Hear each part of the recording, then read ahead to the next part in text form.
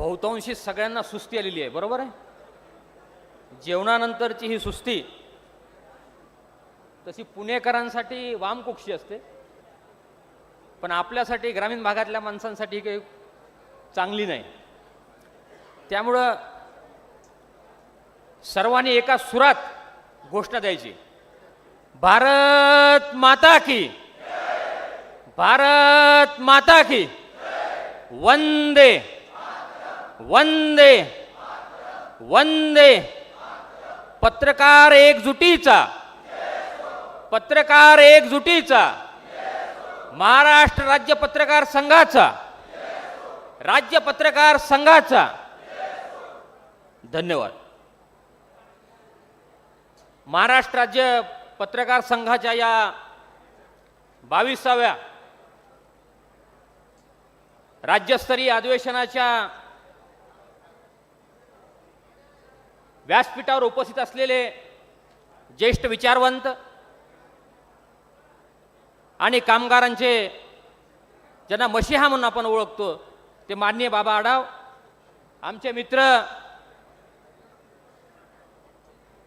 संपादक मंदारजी फणसे, ज्यांनी या संघटनेची अनेक वर्षधुरा समर्थपणे सांभाळलेली आहे, ते या संघटनेचे राज्य सरचिटणीस विश्वासजी आरोटे.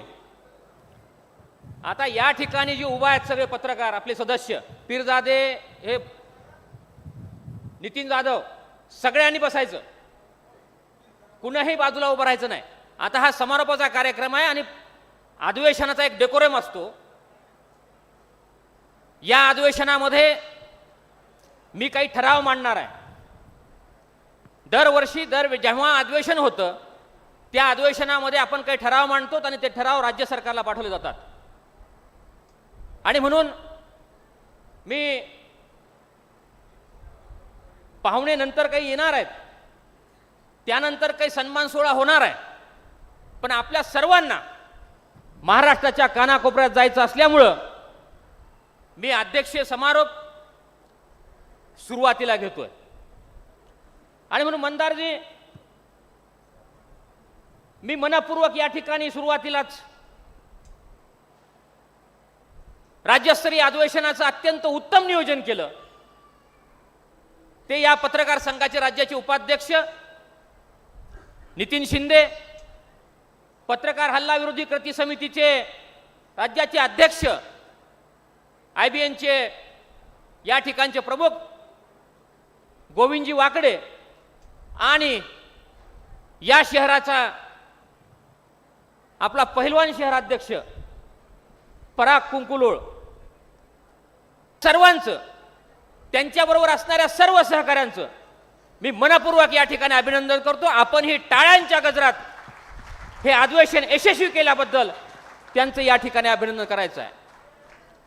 त्यांचं दुसऱ्यांदा अभिनंदन यासाठी करायचं आहे की महाराष्ट्रामध्ये, मंदारजी, महाराष्ट्रामध्ये नितीन शिंदे आणि त्यांचे सगळे सहकारी हे यासाठी पात्र आहेत की हे अधिवेशन त्यांनी दुसऱ्यांदा घेतलेलं आहे. सलग पुण्यामध्ये 4 वर्षाच्या गॅपने त्यांनी परत अधिवेशन घेतलं आणि अत्यंत भव्य आणि दिव्य हे अधिवेशन या ठिकाणी पार पडलेलं आहे. सूत्रसंचलन करणारे आपले क्षीरसागर सकाळपासून कार्यक्रम कसा पुढे घेऊन जायचा याची कसरत करत आहेत. त्या कसरतीमध्ये त्यांना अनेकदा अनेकांच्या प्रेमाचाही सामना करावा लागतो, तरी पण त्यांनी ती पूर्ण केलेली आहे. त्यांचंही मी या ठिकाणी मनपूर्वक अभिनंदन करतो. राज्याचं अधिवेशन घेणं किंवा पत्रकारांचा कार्यक्रम घेणं ही साधी सोपी गोष्ट नाही आहे.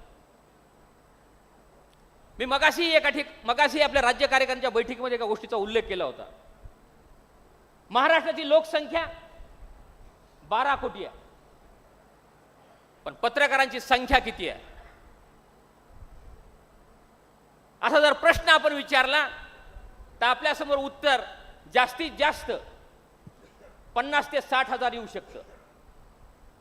त्यातही ऍक्टिव्ह पत्रकार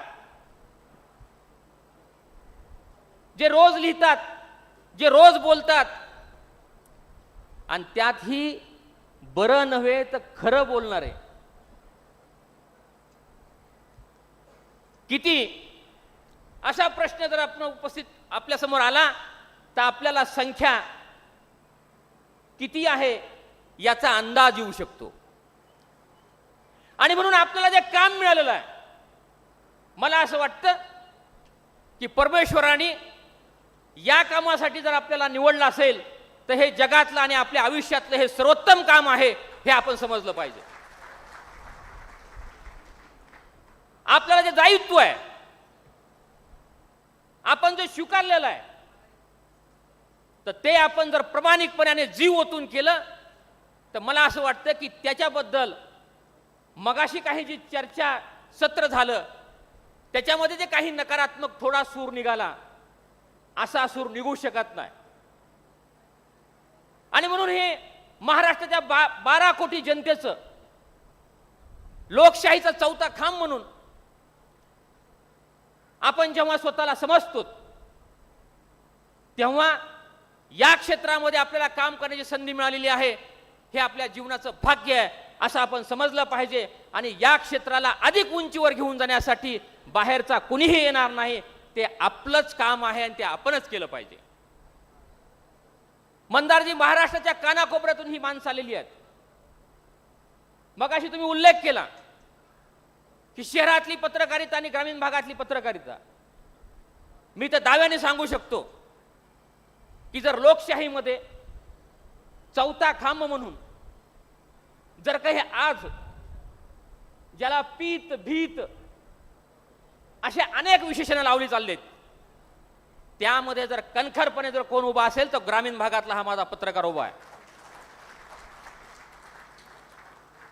ग्रामीण भागामध्ये काम करताना काय आव्हानांना सामोरं जावं लागतं हे यांच्या इतकं कुणालाही माहीत नाही. आपणही ग्रामीण भागातून आलात आणि म्हणून आपल्याला या प्रश्नांची जाण आहे आणि म्हणून आपण ती पोटतिडकीने मांडतात. आपण बघा, अरविंद जगतापांनी जो उल्लेख केला की समोर बसलेली माणसं, समोर बसलेले पत्रकार आहेत का पुढारी आहेत, मला समजत नाही, त्याच्यावर आपण तुम्ही आक्षेप घेतला. आणि मला असं वाटतं की पत्रकारांनी पुढारी का होऊ नये.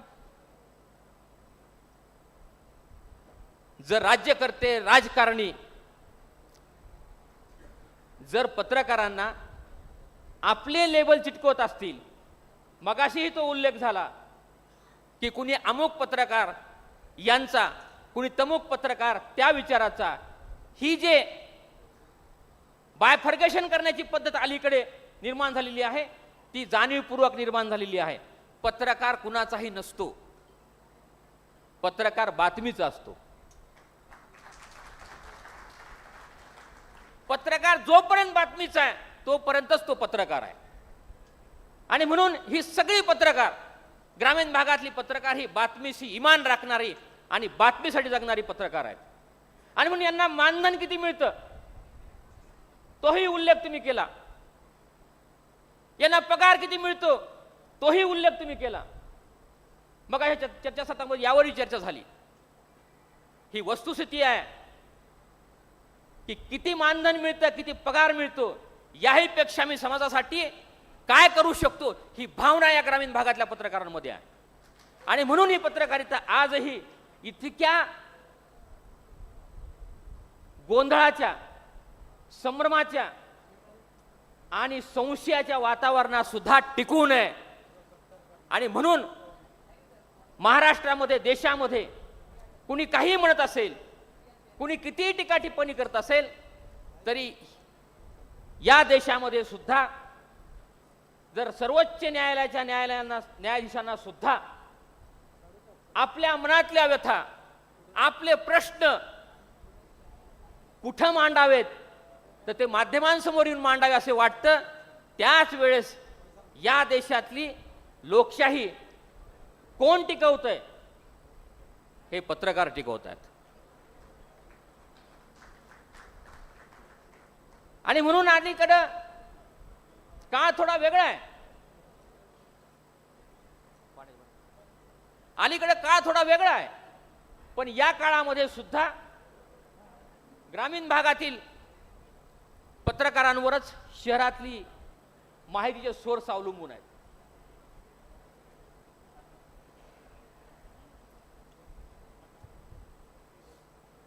फक्त मित्र आपलं झालंय काय त्याचा एक किस्सा सांगतो आणि मग आपण आपल्या अधिवेशनातल्या ठरावांकडे येऊ. मंदारजी सगळे एकदम मोकळ्या मनाने प्रथेवर सगळे राहतात. सगळे पशु पक्षी लोकशाहीमध्ये राहतात. तसं सापांनाही एकदा असं वाटलं की लोक आपल्याला भीतायत, आपलं नाव ऐकलं की लोक कापतायत, आपल्याला सुद्धा या लोकशाहीमध्ये मुक्तपणे स्वातंत्र्य असलं पाहिजे. आणि म्हणून त्यांनी असा विचार केला की काय केलं पाहिजे. म्हणून सापांनी, ही काल्पनिक गोष्ट आहे, त्याचा संदर्भ फक्त मी लक्षात घ्या. सापाने विचारलं मनुष्य नावाच्या प्राण्याला की काय केलं पाहिजे, आम्हाला सुद्धा मुक्त स्वातंत्र्य पाहिजे. माणूस हुशार आहे, अति हुशार आहे. माणसाने त्याला सांगितलं की तुम्हाला जर मुक्त राहायचं असेल तर तुमचा विषाचा दात काढून घ्या. विषाचा दात काढून घ्या. सगळ्या सापांचं संमेलन झालं. ते ब्रह्मदेवाकडे गेले. ब्रह्मदेवाला त्याने सांगितलं की देवा, खाली आम्हाला लोकशाही खाली आहे भारतामध्ये, आणि त्या लोकशाहीमध्ये आम्हाला सुद्धा मुक्त स्वातंत्र्य पाहिजे आणि आमचा विषाचा दात काढून टाका. ब्रह्मदेवाने सांगितलं, बघा, मी ज्यावेळेस हे सगळे प्राणी निर्माण केलेले आहेत त्यावेळेस प्रत्येकासाठी एक स्वतंत्र एक गुण दिलेला आहे, आणि त्यामुळं तुम्ही हा जर दात काढण्याचा जर म्हणलात तर थोडी अडचण होऊ शकते. तुम्ही परत एकदा विचार करून सांगा. ते म्हणले, नाही, आमचा विचार झालेला आहे, माणूस नावाच्या प्राण्याने आम्हाला सांगून टाकलेला आहे, त्याच्यावर आमचा पूर्ण विश्वास आहे, त्यामुळं आम्हाला हे काढून पाहिजे. ब्रह्मदेवाने काढून टाकला. सगळे साप खाली आले. सगळे मस्तपैकी सरपटत राहायला लागले. कुठेही चाललेत, काही नाही. लोकांना माहीत झालं होतं की यांचा विषाचा दात काढलेला आहे, काहीच नाहीये. मग ग्रामीण भागामध्ये काय असतं, विहिरी असतात. विहिरीच्या बाजूला थोडं गार असतं. उन्हाळ्याच्या दिवसामध्ये असंच मार्च एप्रिलच्या दिवसामध्ये साप असे पडलेले असायचे. महिला पाणी न्यायला येत असतात आणि चुंबळ तुम्हाला माहित असेल, जी घागर असते, कपड्याची चुंबळ करून डोक्यावर ठेवलं, त्याच्यावर घागर ठेवली जाते आणि ती पाणी घेऊन झालं जातं. महिलांनी एक दिवस पाहिलं, भरलेली घागर उचलताना चुंबळ डोक्यावरची विहिरीत पडली. आता चुंबळच नाही, घागर नेऊ शकत नाहीत, म्हणून त्यांनी इकडे तिकडे पाहिल्यानंतर त्यांना साप पडलेले दिसले. त्यांनी विचार केला, हे काय रिकामेच पडलेले आहेत म्हणले. त्यांना उचललं, त्याची चुंबळ केली, डोक्यावर ठेवली, त्याच्यावर घागर ठेवली, घरी गेले. घरी ती घागर उचलली चुंबळ तशी टाकून दिली, कपड्याची आपण तशी टाकून दिली, साप पडले. सापांच्या हे लक्षात आलं. अरे म्हणले, सगळी गडबड झाली. काय झालं, आपली तर चुंबळ झाली म्हणले. कशी झाली? ज्या महिला किंवा जो प्राणी माणूस असेल, कुणी असेल, आपलं नाव ऐकलं तर कापत होते, त्यांनी तर आज आपली चुंबळ करून टाकली. ही चुंबळ का झाली? तर त्यांचा जो मुख्य दात होता तो काढला गेला होता आणि म्हणून चुंबळ झाली. आज पत्रकारांची अवस्था सुद्धा चुंबळीपेक्षा वेगळी झालेली नाही. आणि म्हणून आपण कोणाच्या किती जवळ जायचं हे आपण पत्रकारांनी ठरवलं पाहिजे. दुसऱ्यांना दोष देण्यामध्ये काही अर्थ नाही. राज्यकर्ते सोयीनं वापर करतात आणि आजची परिस्थिती अशी आहे, तुम्ही जर बरं लिहित नसाल, बरं मांडत नसाल आणि खऱ्याकडे जात असाल तर एक तर तुमची, मगा निरगुडकर सरांनी जसं सांगितलं, पहिल्यांदा तुमची नोकरी जाऊ शकते का याच्यावर विचार होतो. नाही तर मग चॅनल असेल, वर्तमानपत्रच खरेदी करून टाकायचं. काम संपलं. बरोबर आहे मंदारजी? अशा प्रकारची परिस्थिती या देशामध्ये सगळीकडे चालू आहे. पण अशाही काळामध्ये आजही अनेक ठिकाणी ते वर्तमानपत्र उपलब्ध आहे फ्रेममध्ये. या वर्तमानपत्राची 1832ला किंमत काय? 1 आना किंमत आहे एका वर्तमानपत्राची. 1832ला इंग्रज सरकारच्या प्रशासनामध्ये कारकुनाचा पगार किती होता? 1.5 आना महिना होता. आज कारकुनाचा पगार किती आहे? मी तुम्हाला प्रश्न विचारतोय, कारकुनाचा पगार किती आहे? किमान 30 ते 40 हजार आहे. आणि वर्तमानपत्राची किंमत, विक्री किंमत वर्तमानपत्राची आज ही 5 रुपयाच्या पलीकडे नाही आहे. महिन्याचं वर्तमानपत्राचं बिल किती होतंय? 150 ते 200 रुपयाच्या पलीकडे नाही आहे. मग हे पारंपरिक धोरण कशामुळे राबवलं जात आहे? आज हा प्रश्न निर्माण झालेला आहे. त्याचं कारण असं आहे की या क्षेत्रामध्ये काम करणाऱ्या लोकांचं पोट भरत नाही. या क्षेत्रात काम करणाऱ्या लोकांना आवश्यक तेवढा मोबदला मिळत नाही.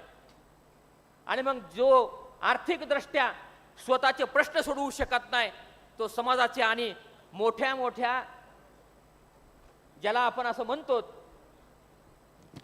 की मसल पॉवरच्या लोकांच्या विरोधात तो लढणार आहे कसा? हाही प्रश्न काळाच्या ओघामध्ये निर्माण झालेला आहे. आणि म्हणून हे पारंपरिक धोरण आता बदलण्याची गरज आहे. मंदारजी, मी आपल्याला सांगू इच्छितो की मागच्या 2 वर्षामध्ये राज्य पत्रकार संघाच्या वतीनं आम्ही काही विषय चर्चेला आणले. महाराष्ट्रात 6 ते 7 ठिकाणी स्वतंत्र अधिवेशनं घेतली गेली वर्तमानपत्रांचं अर्थकारण या विषयावर. आणि महाराष्ट्रातल्या जवळजवळ 350 ते 400 छोट्या वर्तमानपत्रांनी आपल्या किमती दुप्पट केल्या. याला वितरकांनी सुद्धा समर्थन दिलेलं आहे. आणि म्हणून चहाची किंमत किती आहे? आज चहा 10 वर्षामध्ये चहाची किंमत 10 ते 12 रुपये. तुमचा कुठलाही ब्रँड घ्या, 10 ते 12 रुपये टोकन घेऊन दिला जातो. नेटफ्लिक्स घ्या, अमेझॉन घ्या, कुठल्याही डिजिटल मार्केटवर तुम्ही गेलात आणि तुम्हाला एक वस्तू घरी जर तुमच्या एक वेळेस पोहोचायची असेल तर 50 रुपयाचा चार्ज आकारला जातो का नाही? आणि सकाळी पहाटे येतो, 30 दिवस घरी येतो. सर्व्हिस चार्ज किती घेतो? Service charge?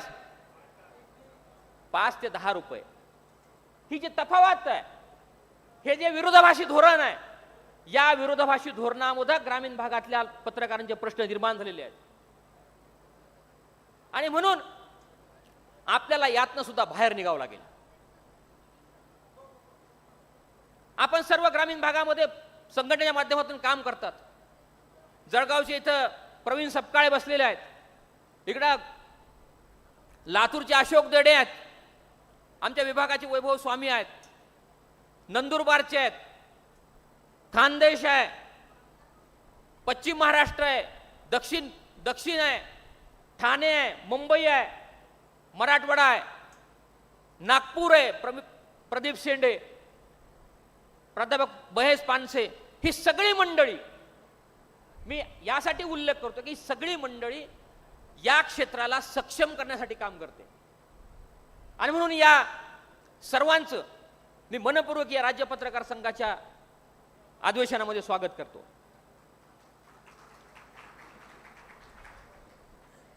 मित्र, आजची जी एकूण राजकीय परिस्थिती आहे, या परिस्थितीवर मी फारसं भाष्य करणार नाही. पण एक मुद्दा मात्र मी या ठिकाणी सांगणार आहे की राज्यकर्ते कोणीही असो, मंदारजी, राज्यकर्ते कोणीही असो, कुठल्याही पक्षाचे असो, त्यांनी गृहीत धरण्याची परंपरा सुरू केलेली आहे. ते जनतेला गृहीत धरतायत, ते पत्रकारांना गृहीत धरतायत, ते मतदारांना गृहीत धरतायत, ते सगळ्यांनाच गृहीत धरतायत. आणि ही गृहीत धरण्याची जी एक फॅशन या देशामध्ये निर्माण झालेली आहे, ही धोकादायक आहे. आणि यासाठी आपल्याला काम करणं आवश्यक आहे. कोणत्याही पक्षाला तुम्ही मतदान केलं तरी तो शेवटी आमच्याकडेच येणार आहे.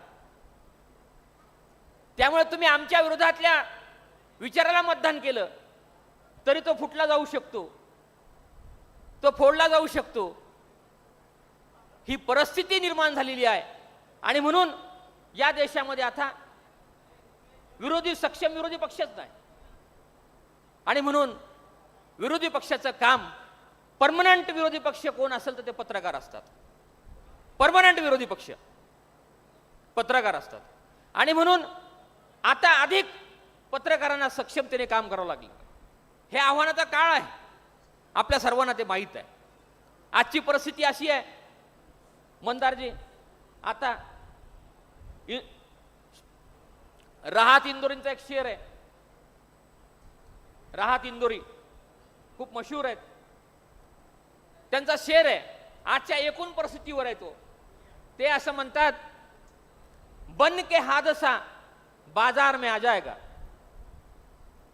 बन के हादसा बाजार में आ जाएगा, जो नहीं होगा वो अखबार में आ जाएगा.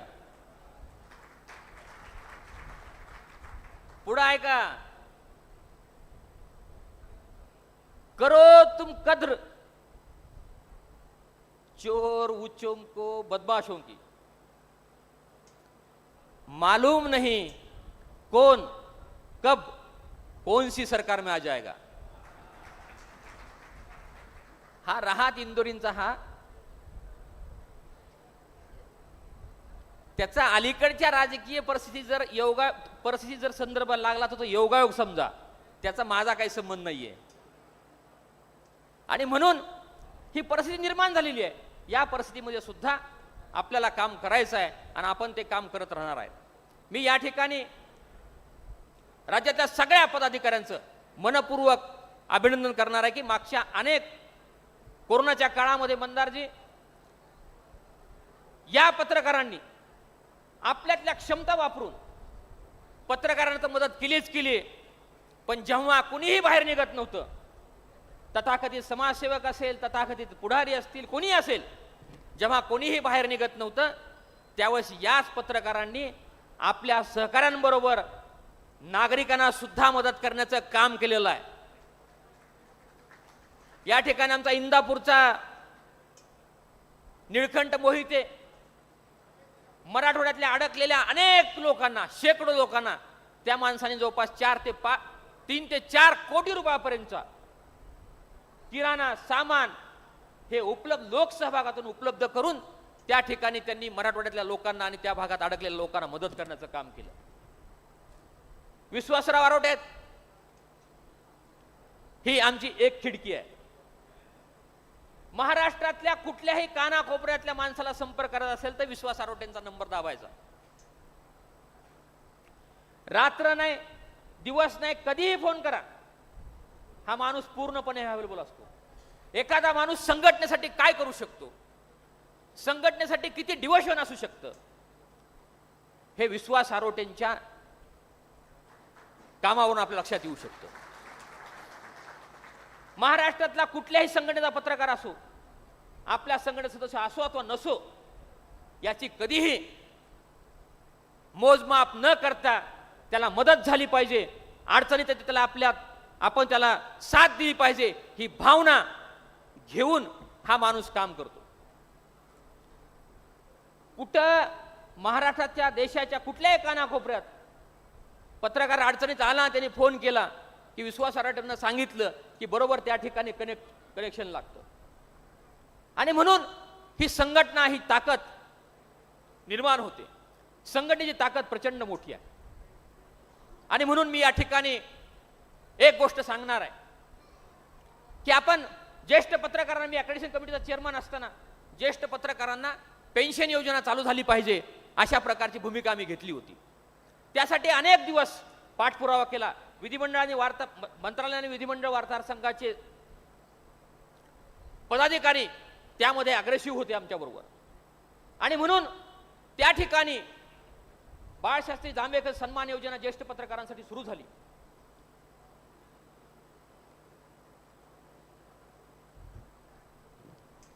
पण या योजनेमध्ये सुरुवातीला सरकारने 9,000 रुपये आणि नंतर आमच्या मागणीचा रेटा वाढल्यानंतर 11,000 रुपये केलं. पण माझी त्यावेळेस बी मागणी होती, आम्ही सातत्याने मागणी करत होतो. तत्कालीन अर्थमंत्री सुधीरभाऊ मुनगंटीवार यांच्याकडे आमची बैठक झाली.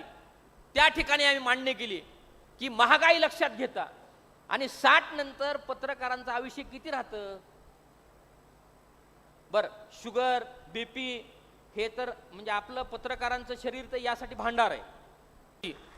पण मी सरकारचं अभिनंदन करणार आहे की 2 दिवसापूर्वी परवा दिवशीच सरकारने GR काढला आणि दरमहा 20,000 रुपये ज्येष्ठ पत्रकारांसाठी आता या महिन्यापासून सरकार देणार आहे. आणि म्हणून या सरकारचं आम्ही अभिनंदन करतो. फक्त आमची आणखी थोडी मागणी आहे की पैसे आणखी थोडे वाढवून दिले पाहिजेत. आणि दुसरी मागणी अशी आहे की ॲक्रेडिशनसाठी ज्या नियमावली आहेत, जी कोठा पद्धत आहे, मी माझ्या काळामध्ये ती ब्रेक केली होती आणि आवश्यकतेनुसार जिल्हा आणि विभागीय दैनिकांच्या वार्ताहरांना सुद्धा तालुका पातळीवरच्या त्यांना ॲक्रेडिशन मिळालं पाहिजे अशा प्रकारची भूमिका मी त्यावेळेस घेतली होती. ती मंजुरी झाली होती आणि आताही त्याच पद्धतीनं कामकाज चाललं पाहिजे. नंबर 2, ज्येष्ठ पत्रकार सन्मान योजनेसाठी ज्या अटी आहेत त्यामध्ये 30 वर्ष सलग सेवा ही सगळ्यात मोठी अट आहे. आणि दुसरी एक अडचणीची बाब त्यामध्ये अशी आहे की 12वीची अट आहे शिक्षणाची. पण जी ज्येष्ठ मंडळी आहे काय की जी आता 60-65च्या पुढे आहेत आणि ज्यांनी 70मध्ये पत्रकारितेमध्ये आले त्यावेळेस 12वी हे फार त्यांच्यासाठी खूप मोठी गोष्ट होती. आणि म्हणून ती एक अट त्यामध्ये शिथिल करावी अशा प्रकारचा एक ठराव आपण अभिनंदनाबरोबर हा एक ठराव या ठिकाणी घेतो आहोत. दुसरा ठराव मी वर्तमानपत्रांसाठी, राज्यातली जी वर्तमानपत्र आहेत या वर्तमानपत्रांसाठी एक मागणी केलेली आहे.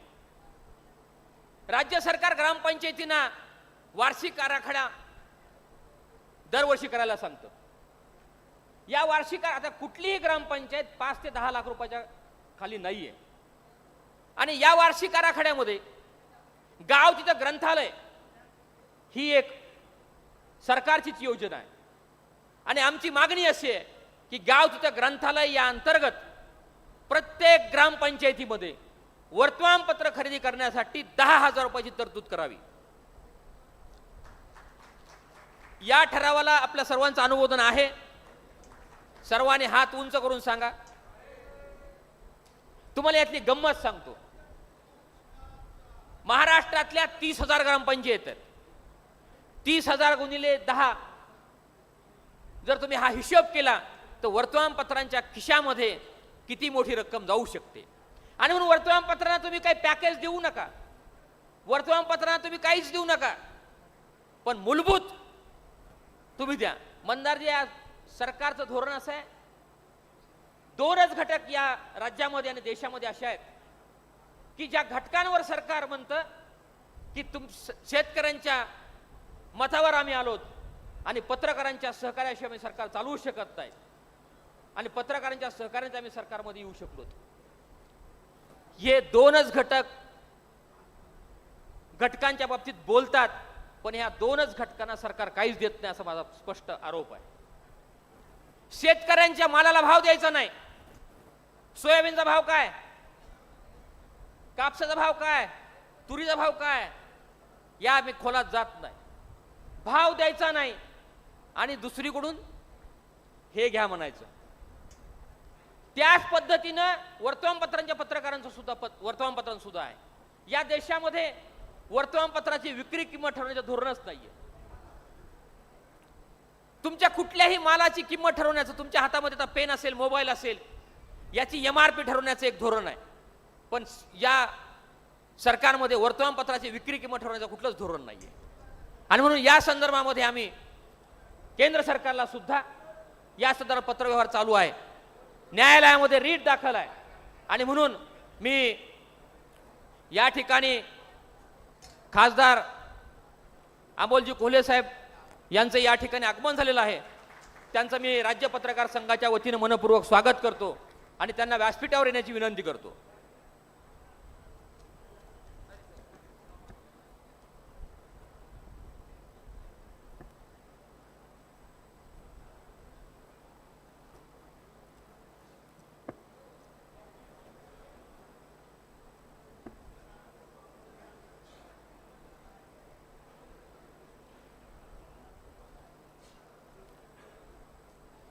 कागदांचे वाढते भाव,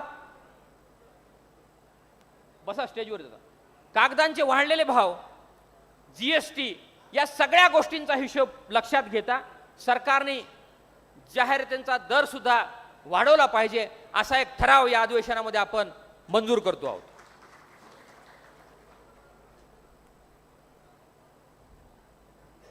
दुसरा विषय असा आहे, सरकार कुठलंही असो, आज कोणत्या पक्षाचं सरकार आहे, उद्या दुसऱ्या पक्षाचं सरकार येऊ शकतं, पण सरकारला कुठलाही पक्ष असो जेव्हा सत्तेमध्ये जातो तेव्हा त्यांना माध्यमं थोडे नकोशी वाटतात, कारण ती बरं नाही तर ते खरं बोलतात.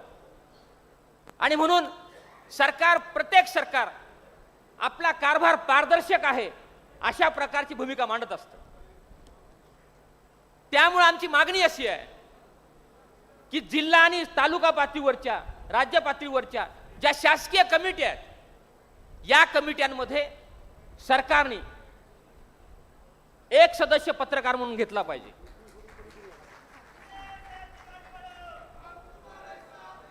पत्रकार राज्य असेल, जिल्हा असेल, तालुका पातळीवरची कुठलीही शासकीय कमिटी ज्या आहेत, या कमिट्यांमध्ये राजकीय पक्षांचे कार्यकर्ते भरण्याची जी स्पर्धा आहे ती तशीच चालू राहू द्या, आमचं काहीही म्हणणं नाही. त्यामध्ये फक्त एक पत्रकार, त्या शहरातला तिथला एक चांगला पत्रकार त्यामध्ये सामावून घ्या.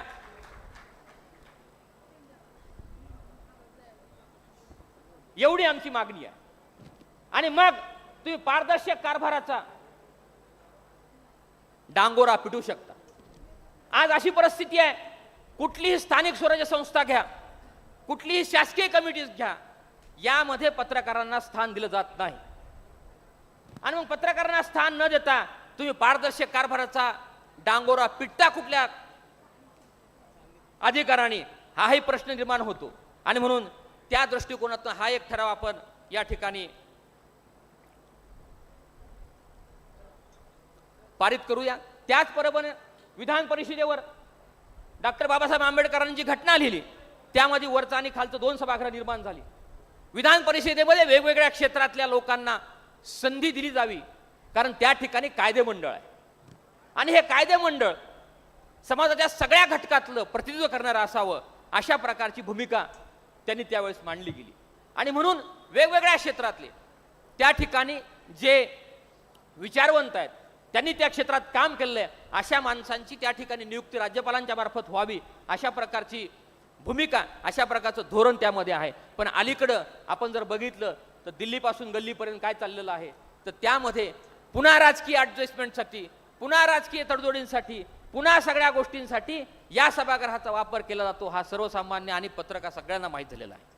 आणि म्हणून त्याही ठिकाणी माध्यम हा सुद्धा एक समाजातला घटक आहे. माध्यमांची संख्या लक्षात घेता हा सुद्धा एक समाजातला प्रमुख घटक आहे. हे लक्षात घेऊन त्यामध्ये सुद्धा विधान परिषदेवर सुद्धा पत्रकारांचा प्रतिनिधी असला पाहिजे, तो पत्रकार संघटनांचा प्रतिनिधी असला पाहिजे, इतकीच आमची मागणी आहे. पक्षामध्ये प्रवेश केला आणि मग तो त्या पक्षाचं धोरण स्वीकारले, मग तो ॲडजस्ट केला, तर ती सुद्धा राजकीय ॲडजस्टमेंट होते. आणि म्हणून असे एकूण 5 ठराव या ठिकाणी आपण मंजूर करत आहोत. आपण सर्वांनी हात उंचावून आणि टाळ्या वाजवून या ठरावाला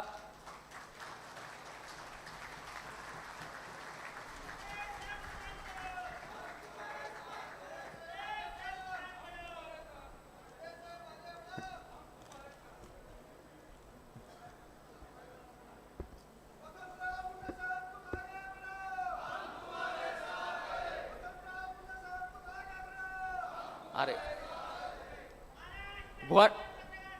घोषणा हा काही आपला राजकीय कार्यक्रम तुमच्या मगाशी चर्चासत्र झालं. त्या चर्चासत्रामध्ये अरविंद जगतापांनी सांगितलं की समोर कोण आहेत. मला वाटतं त्याचा लगेच असर झाला दिसतो.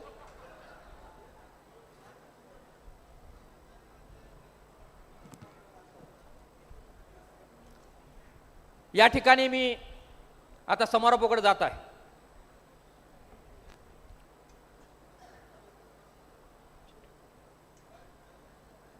आपण सर्वांनी या अधिवेशनामध्ये दिवसभर चर्चासत्रामध्ये भाग घेतला. संयोजन समितीनं अत्यंत चांगलं नियोजन केलं. जेवण चांगलं ठेवलं होतं त्यांनी. हॉल चांगला आहे. त्यामुळं मी गोविंद वाकडे आणि नितीन शिंदे आणि पराग कुंकुलोळ या तिघांना व्यासपीठावर बोलवणार आहे. या तिघांचा मान्यवरांच्या हस्ते पुष्पगुच्छ देऊन या ठिकाणी अभिनंदन त्यांचं करायचंय. आणि आपण सर्वांनी टाळ्या वाजवून हे अधिवेशन त्यांनी यशस्वी केलं याबद्दल त्यांचे आपण धन्यवाद व्यक्त करायचे आहेत. पुष्पगुच्छ घ्या. आणि आता योगायोग अभिनेते आणि लोकसभेचे सदस्य डॉक्टर अमोल कोल्हे या ठिकाणी उपस्थित आहेत. त्यांच्या उपस्थितीमध्ये नितीन शिंदे, पराग आणि गोविंद वाकडे यांचं या ठिकाणी अभिनंदन आपण करूया. सर्वांनी टाळ्यांच्या कडकडामध्ये त्यांनी हे अधिवेशन यशस्वी केलं त्याबद्दल त्यांचं या ठिकाणी आपण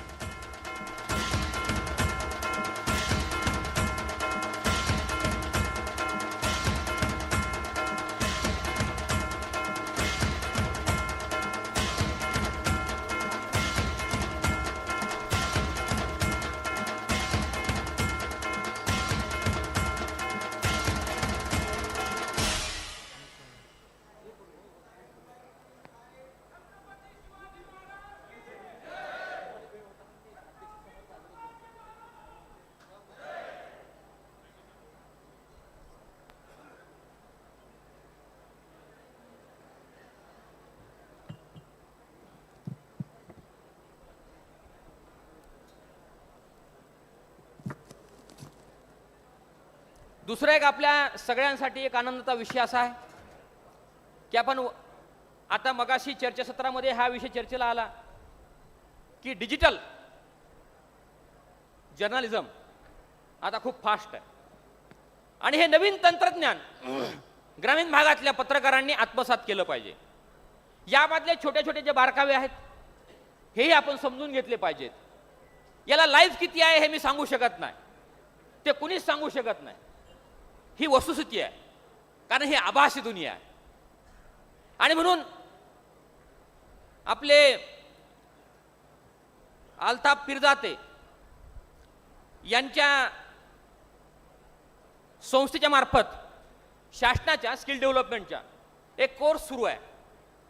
तो 6 महिन्याचा कोर्स आहे आणि त्यामध्ये कंटेंट रायटिंग, एडिटिंग, सोशल मीडियाचा वापर कसा करावा या संदर्भातलं प्रशिक्षण दिलं जातं आणि त्याचं प्रमाणपत्र सुद्धा दिलं जातं. ते शासनाचं आहे, त्यांच्याबरोबर ते काम करत आहेत.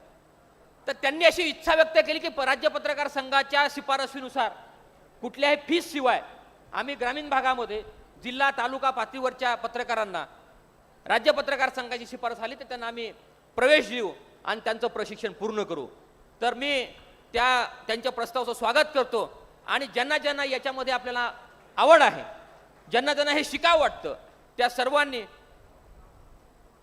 अल्ताफ पिरजाते यांच्याशी संपर्क करावा. त्यांचा नंबर नंतर तुम्हाला दिला जाईल आपल्या राज्य पत्रकार संघाच्या ग्रुपवर आणि मग त्याशी संपर्क करून ज्यांना ज्यांना इच्छा असेल ते स्वइच्छेने आपण त्याच्यामध्ये सहभागी व्हावं एवढी या ठिकाणी विनंती करतो. या ठिकाणी डॉक्टर अमोल कोल्हे या ठिकाणी आलेले आहेत. त्यांचं छत्रपती संभाजीराजे हे आपण नाटक महानाट्य आपण सगळ्यांनी पाहिलं असेल. एक कसदार आणि उमदा अभिनेता म्हणून त्यांनी महाराष्ट्राच्या मनावर राज्य केलेलं आहे. इतिहास माणसाला शिकवतो, घडवतो आणि पुढे जाण्याची उर्मी देतो. आणि म्हणून त्यांचं महानाट्य किंवा त्यांचं संभाजी महाराजांच्या संदर्भात त्यांची भूमिका त्यांनी 7च्या वेळेस लोकसभेवर निवडून गेले, अभिनेत्याचे नेते झाले. लोकसभेमध्ये त्यांनी उत्तम कामगिरी केलेली आहे. आता पुन्हा मैदानामध्ये आहेत. मी पुढचं बोलणार नाही.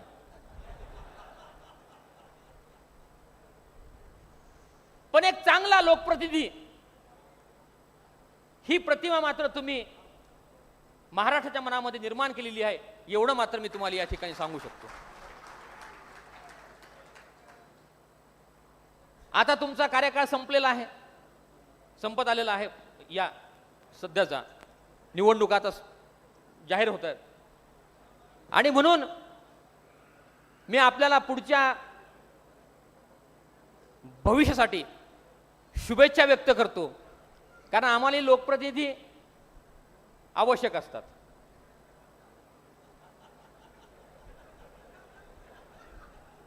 कारण जी राज्यघटना लिहिली गेली त्यामध्ये 4 पिलर आहेत.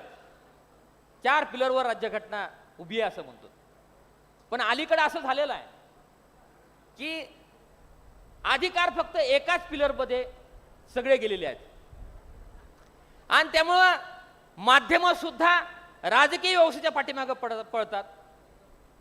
सगळीच व्यवस्था ही राजकीय व्यवस्थेच्या पाठीमागे धावते आहे आणि त्यामुळे समाजातल्या इतर घटकांना काही अधिकार आहेत का नाही असा प्रश्न पडावा अशी परिस्थिती निर्माण झालेली आहे. आणि म्हणून हे सुधारण्यासाठी तुमच्या सारख्याच चांगल्या लोकांची आवश्यकता आहे. आणि म्हणून मी या ठिकाणी या 22व्या राज्य अधिवेशनाचा समारोप करताना आपल्या सर्वांना मनपूर्वक या ठिकाणी शुभेच्छा व्यक्त करतो. पत्रकार संघटनेची महाराष्ट्रामध्ये हे कोले साहेब, डॉक्टर साहेब, महाराष्ट्रामध्ये महाराष्ट्र राज्य पत्रकार संघटनेची 25,000पेक्षा अधिक सदस्य संख्या आहे. महाराष्ट्राच्या कानाकोपऱ्यामध्ये सामान्य माणसाचे प्रश्न सोडवणारे हे लोक आहेत सगळे. जेव्हा कुठलाही लोकप्रतिनिधी, कुठलाही कॉर्पोरेट असेल, प्रशासकीय अधिकारी असेल, हा उपलब्ध नसतो त्यावेळेस सामान्य माणसाला पत्रकाराची आठवण होते. आणि म्हणून आमचे हे नितीन जाधव पत्रकार तुमच्या सोबतीला अशा प्रकारचा एक प्रयोग त्यांनी काही ठिकाणी राबवला. महाराष्ट्रामध्ये हा प्रयोग सगळीकडेच राबला जातो. तहसील असेल, अत्यंत सामान्य माणसाचे छोटे प्रश्न असतात, तहसील असेल, पंचायत समिती असेल, अशा छोट्या छोट्या ठिकाणी लोकांचे फार क्षुल्लक प्रश्न, छोटे विषय असतात, पण त्यांच्यासाठी जे मोठे विषय असतात हे सोडवण्याचं काम ही महाराष्ट्रातली सगळी पत्रकार मंडळी करते. आणि म्हणून हे पत्रकार ज्याच्यामध्ये कार्यकर्ता असतो तोच पत्रकार असतो. आणि शेवटचं सांगतो की महाराष्ट्रात जसं मगाशी मी उल्लेख केला की महाराष्ट्राची एकूण लोकसंख्या 12 कोटी आहे, पण पत्रकारांची संख्या किती आहे? तर पत्रकार कुणीही होऊ शकत नाही. पत्रकार होणं ही एऱ्या गबाळ्याचं काम नाही. पत्रकार होण्यासाठी मनात जुनून लागतो, लोकांच्या प्रश्नाबद्दल आस्था लागते आणि ती सोडवण्यासाठी कुठलाही धोका पत्करण्याची हिंमत लागते, तोच पत्रकार होऊ शकतो. आणि म्हणून तुम्ही संबंध महाराष्ट्रातले पत्रकार हे हिंमतबाज पत्रकार आहेत. परिस्थिती कशीही असेल तर त्या परिस्थितीला सामोरे जाऊन परिस्थितीला नमवण्याची ताकद तुमच्यामध्ये आहे.